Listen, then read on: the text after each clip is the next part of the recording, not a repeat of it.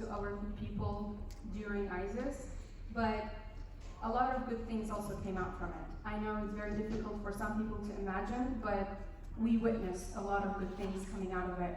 One of them was in 2004, prior to ISIS, there were 0 women driving in Nineveh. 0. Not a single woman was driving in Nineveh.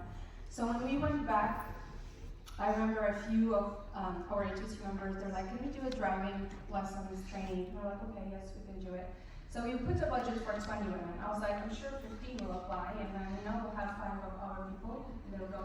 So we opened the application. Within 2 days, there were more than 360 women that applied. It was a shocking number for us, and it showed us that the mental state of women, that drive has also changed, that passion has changed, and that they have been inspired, they've learned that from our women in different places, because in Nineveh, our people were surrounded by extremists of other cultures, so they were not able to progress that much. But when they stepped out of that, when they were internally displaced in Elbit and Khadra and our villages, they were able to also explore how Assyrians lived in those cities, more open-minded, less extremists around them, and that was a huge shift in our people in Nineveh. And now, if you go to Nineveh, you're going to see women driving, cars, motorcycles, bicycles, like, it's beautiful. I haven't seen in Ankara and Erbil, I haven't seen any women driving a motorcycle or bicycle, but I see it in Baghdad, and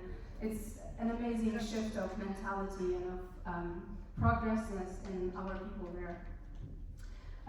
One program that I'm really, really, really proud of is the Nebo Educational Awards Program. It's a scholarship program that we started in 2018.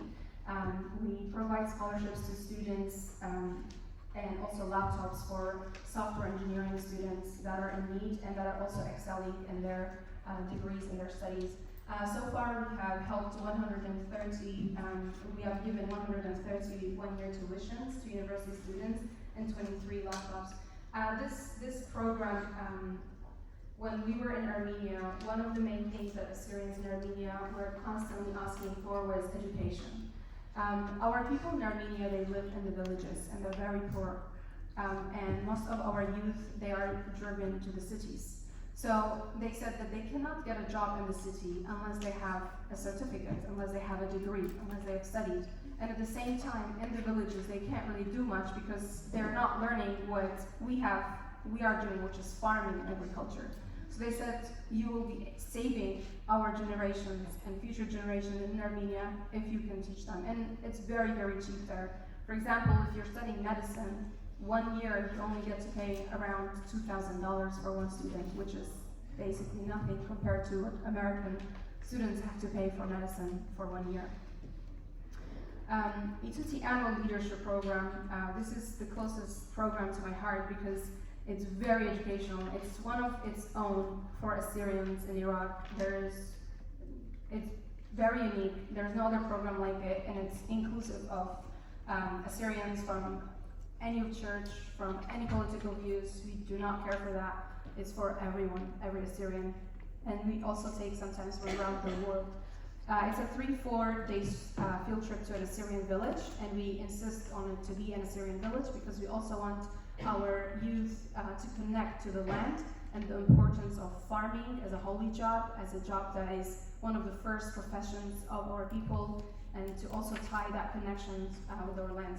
We do skill building trainings, leadership and communication skills, because leadership for decades in Iraq and even until today, massive majority of people, they think leadership means a man, an old man in a suit telling us what to do. And we are persistent on changing that mentality. We want to make sure that they know leader can be a woman, a man, young, old, wearing whatever they please to wear. And they are not to tell us what to do, but they are to work with us. And this is the mentality that we're trying to change in our people. Because it doesn't matter how much infrastructure we do in the homeland. If we do not change the mindset of our people, and not just our people, even the different nations who are living with us.